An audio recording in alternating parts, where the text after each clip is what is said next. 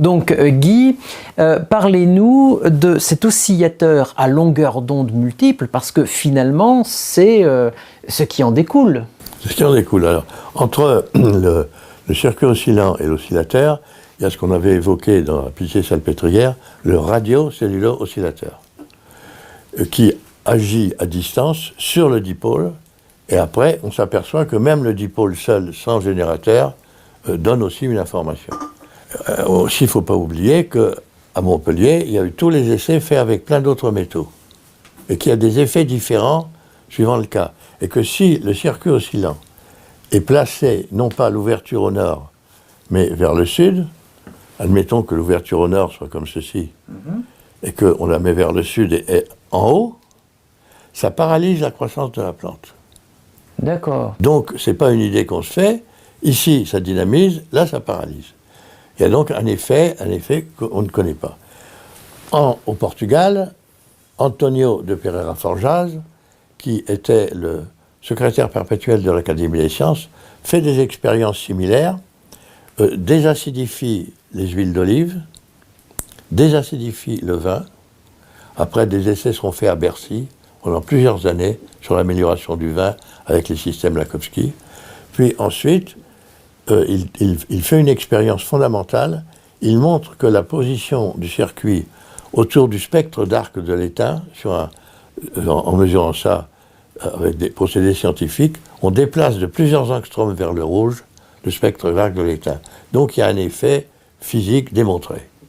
D'accord. Ça a été publié en son temps au Portugal. Et ça a été traduit et repris par Lakowski dans l'oscillation cellulaire.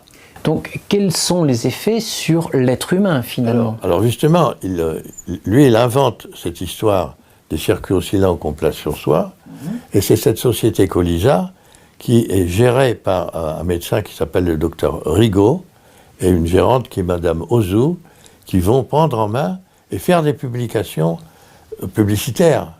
Et à ce moment-là, les médecins vont s'adresser à lui en disant que c'est un peu un charlatan parce qu'il fait de la publicité, il veut vendre son bazar. Voilà ce qui est dit.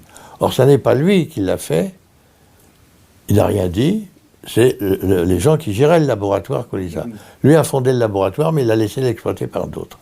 Il habitait à Villefoche, le laboratoire était rue des Marronniers dans le 16e, donc c'est pas pareil. Et à ce moment-là, il a réfléchi, toujours avec ses idées d'avant-garde, il se tenait toujours au courant de toutes les dernières découvertes scientifiques, les travaux de Millikan sur le Soleil, etc., et sur les ondes. Et il dit, voilà, chaque organe, chaque cellule doit avoir une longueur d'onde. Si on veut agir sur la cellule, il faut utiliser cette longueur d'onde ou une harmonique, supérieure, inférieure, ou de multiples harmoniques.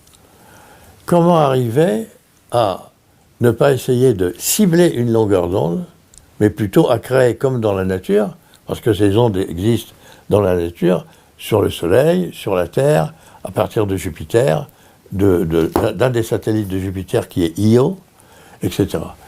Et il dit, mais c'est très simple, on va générer des milliards de fréquences simultanément qui vont transporter une information vibratoire derrière les ondes électromagnétiques liées au métal. D'où l'oscillateur à longueur d'onde multiple. Voilà. Et c'est pour ça que derrière vous, nous en avons un qui est fabriqué avec plusieurs cercles concentriques. Avec plusieurs cercles concentriques, comme tous ceux qui ont été fabriqués de son temps par le passé et pour d'autres raisons, et que ces cercles concentriques, on trouve beaucoup de photos dans la littérature. Voilà, il y a un texte qui est sorti maintenant aux USA sur justement les travaux de Lakowski et des applications contemporaines.